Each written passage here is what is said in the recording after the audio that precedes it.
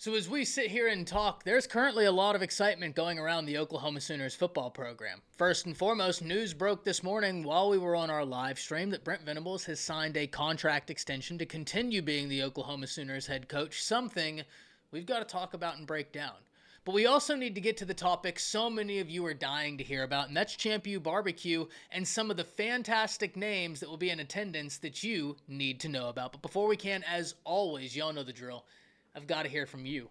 Hop down to the comments, Y for yes, N for no, and we're going to do two questions today. First and foremost, do you believe Oklahoma exits the weekend getting some major wins on the recruiting front? And secondly, are you excited that Brent Venables signs this contract extension? I can't wait to hear from you. If you are new to the channel, be sure to subscribe, hit that bell notification. I do constant college football content. You don't want to miss any of it, and we are a hair away from our next milestone of 22,000 subscribers. I'd love to have you a part of the channel and this awesome community. And if you enjoyed the content, be sure to like and comment down below. Those interactions seem small. They are massive for content creators such as myself, and both getting picked up and maintained by the YouTube algorithm. But having said all of that, let's jump right into this.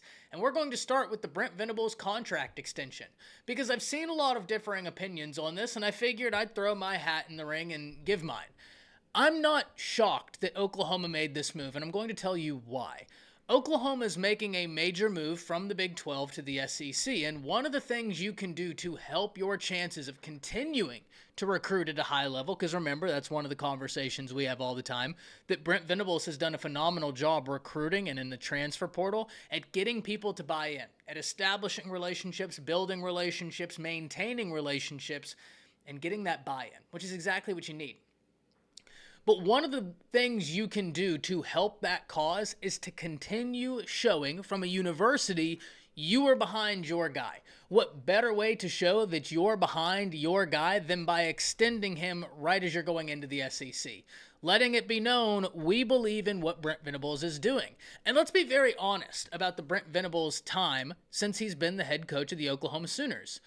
This is a guy that inherited Oklahoma when they weren't at their best. Yes, I understand we can look at the record and that can say one thing, but if we really want to have a principled, nuanced conversation about Oklahoma, that team was fairly gutted. A lot of guys hit the transfer portal when Lincoln Riley left, and on top of that, they didn't have any semblance of understanding what a hard-nosed defense was, what a physical football team was. In comes Brent Venables.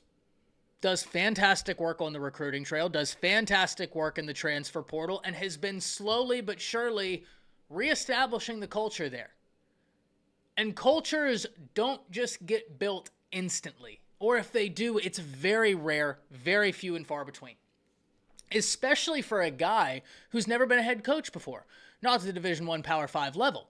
Brent Venables knows what success looks like. He was under Dabo. He was under Bob Stoops. He knows what it looks like, but it's one thing knowing what something looks like. It's one thing watching the artist paint the picture, and it's entirely different than when the artist looks at you and says, your turn. Now you paint. You can watch all day long. That doesn't mean you know how to paint. Brent Venables is showing people he knows how to paint. He knows what he needs to do to make Oklahoma the program they need to be, that they can be. And so whenever you think about it like that, there's been continual improvement with the Oklahoma Sooners. The defense is continuing to get better, and if you look at the history of Brent Venables, year 3 is where you see a massive jump in improvement. I understand why they extended him. I completely understand. What better way to grant your guy legitimacy than by you as the organization showing, no, we fully support. I think that's big.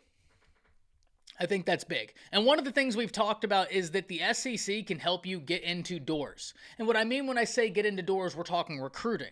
The SEC logo in and of itself isn't going to win you a battle unless you have a brand, unless you are a blue blood. Oklahoma has both. No offense to Vanderbilt, but it's not like they're winning recruiting battles because they're in the SEC. You have to have some sort of foundation that these kids believe they will be successful. So if you do have that brand, if you do have that blue blood status, and you have the SEC logo, that'll open up doors for you. And for those of you that don't believe me, I get it. I get it. It's hard to believe that a conference can do that, but how many times have we heard in the past these top guys, these 4 stars, 5 stars, heck, even 3 stars say, I want to go play in the SEC because there's so many eyes there. That's one of the reasons why I think Oklahoma and Texas fit perfectly into the SEC. It's one of the reasons why I'm so excited for them to join the SEC. But now you give both those teams an SEC logo. They both have brands. Oklahoma's a blue blood. This is going to be something I'm really excited to watch both for Oklahoma and Texas, is how they continue to recruit with that SEC logo, how they continue to navigate with that SEC logo. But now, let's talk about ChampU BBQ. And before we really dive into it, I do want to give a quick aside.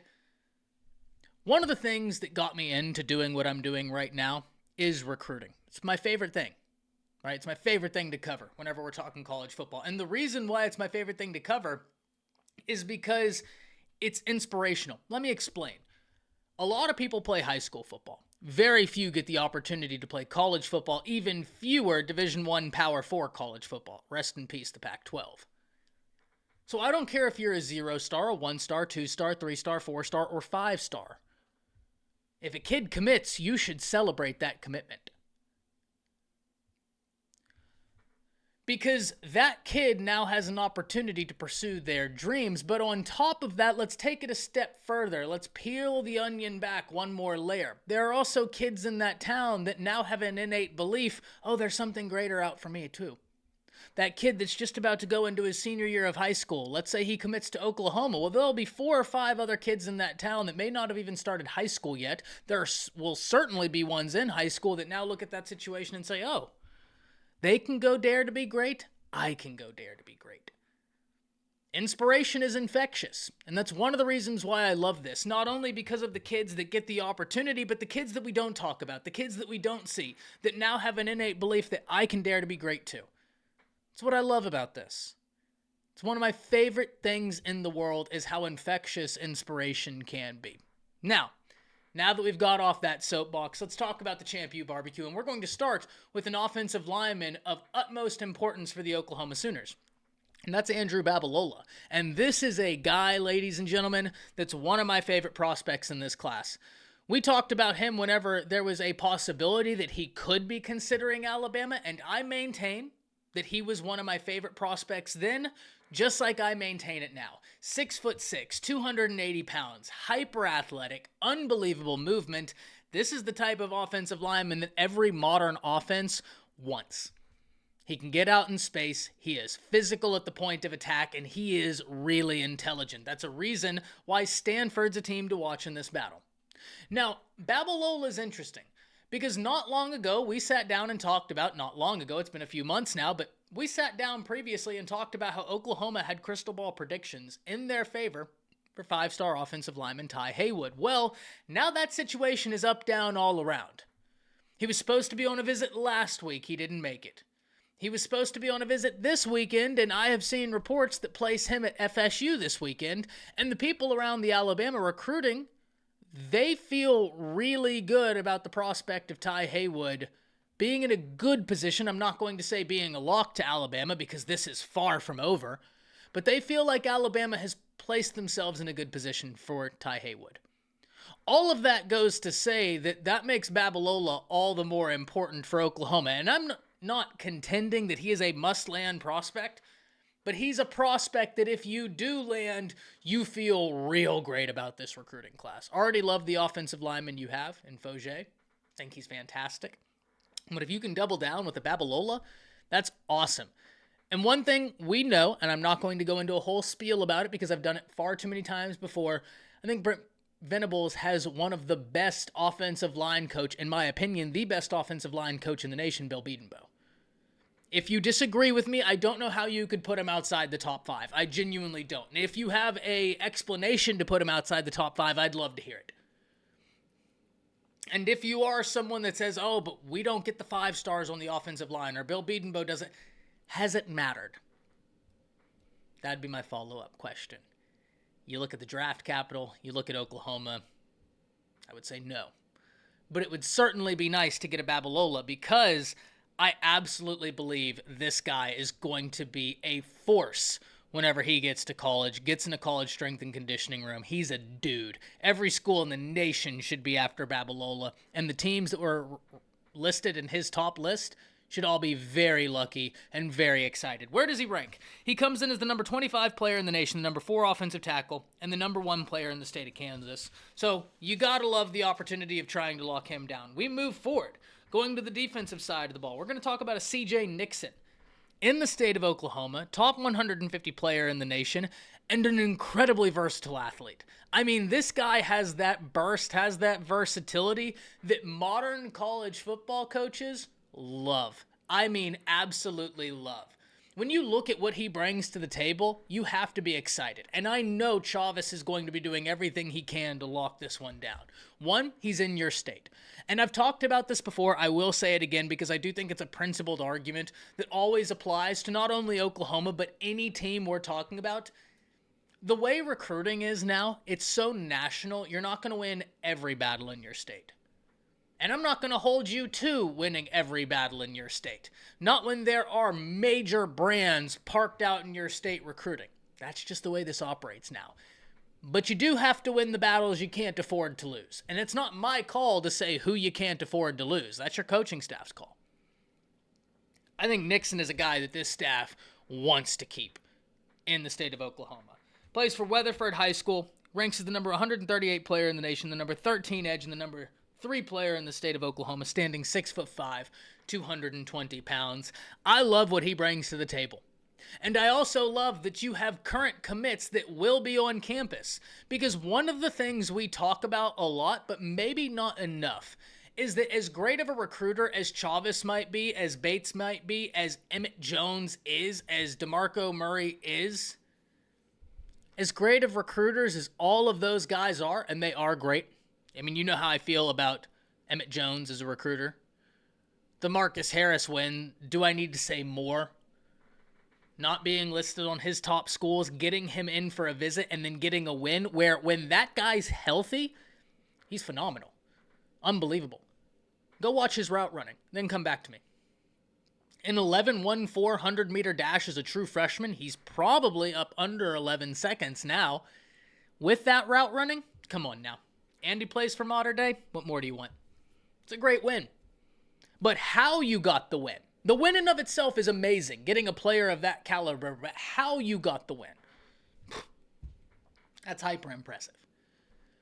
As great of a recruiter as all of those guys are, as great of a recruiter as Emmett Jones is, do you want to know what can be even more effective? When the guys in your class are recruiting. It's part of the reason why when we talk about having veteran presences on your defense or your offense, it's because you relate to your peers easier. And that same argument absolutely applies to this right here. You relate to your peers easier. So having guys in your class going to be on campus in his ear, you gotta love it. We're going to talk about one more name because we're already 13 minutes in. We're going to talk about a name. 2 more names. I apologize. 2 more names. First and foremost, Christian Jones. Linebacker from West Side, Nebraska. 6'2", 215 pounds. And if there's one thing Brent Venables knows like the back of his hand, it's defense and linebacker play. I mean, when we look at Oklahoma this upcoming year, if you are a detractor, if you don't believe in Oklahoma, you will grant me one kindness. That linebacker room is ridiculous. And it's multiple different names. Where do we start? Obviously, you have Stutzman coming back. Remember that veteran presence argument we just talked about? That carries over. But you have Lewis. You have Kanak. I mean, you have Omashigo. You have Carter. It is wild. The talent. Kobe McKenzie in there. It is wild what you're fielding in that linebacker room. And it's wild the level of play you're seeing. Brent Venables is a linebacker guy. Alley's now in the equation. So if you're a Christian Jones, you may be from the state of Nebraska. And listen, shout out to Matt Rule. I think they're doing really interesting things there on the recruiting trail. I hope it works out. I genuinely do. I think Nebraska is one of those teams where college football is better when Nebraska's better. I just do. All right? No doubt about it. But if you're able to lift this kid from Nebraska, this would be a big win because Nebraska's been hot on his trail for a while. He stands 6'2", 215 pounds, ranks as the number 149 player in the nation, number 20 linebacker, and the number 1 player in the state of Nebraska. And finally, we arrive at one of my favorite visitors for Oklahoma. Emmanuel Choice, the 3-star wide receiver from Lancaster, Texas, where he stands 6'4", 195 pounds. And I'm going to level with all of you. I don't know how in the world he's a 3-star. I don't know how. If we are putting together the list that I always put together every offseason of guys you need to watch that will be above a 3-star, that will be a 4-star, Choice is one of them. There's no question. This guy has got a really diverse skill set at the wide receiver position. I like his releases. He's got the height, the physicality that you just can't teach. You can't teach 6'4". Believe you me, I wish you could. I definitely wish you could teach 6'4" because I would be taking those classes. He has got a really interesting skill set. And when I look at Emmett Jones, this is the type of wide receiver he likes to get in. I think Oklahoma could really sew up this battle this weekend with Emmanuel Choice. And as I said, easily one of my favorite players in this class. Easily one of my favorite players in the state of Texas. You look at his offer list, he has got some big-time offers as well. But Emmanuel Choice, great wide receiver. And I think it'd be awesome if Oklahoma locks that down. Not only for the Oklahoma Sooners, but for Emmanuel Choice, a kid I'm really going to be rooting for. Haven't even had the opportunity to cover him. It's not like I was interning at Dave Campbell's and got to cover him as I have so many other players. It's not like I saw him at a 7-on-7 camp and have since been pulling for him like I have been with Kevin Sperry. I've told that story multiple times. This is a kid I just watched and thought to myself, that guy is a 4-star. Where's he ranked? Like, what is he ranked in the top 300? Oh, he's outside the top 300? How? He's good. He's good. Really like his game. Hope that Oklahoma can sew that one up because I think it'd be great for Oklahoma. I think it'd be really cool for Emmanuel Choice. But we're going to have to remain and see how that works out. But I'll tell you what I can't wait to see. Hop down in the comments and let me know what you're thinking about all of this. Do you believe Oklahoma pulls out some big wins this weekend on the recruiting trail? And then, are you excited that Brent Venables signs that extension? That's it. See ya.